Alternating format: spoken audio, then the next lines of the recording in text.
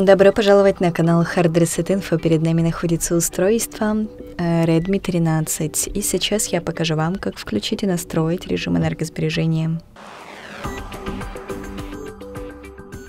Итак, свайпаем вниз, ищем здесь режим энергосбережения, находим и нажимая на него, можем его включать и выключать. Если зажмем на нем пальчик, перейдем в настройки. Здесь мы можем не включать экран при получении уведомлений.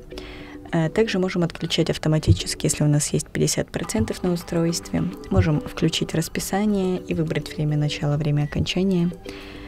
Ну и также здесь есть экономия энергии, которую мы также можем настроить, то есть тоже отключать автоматически.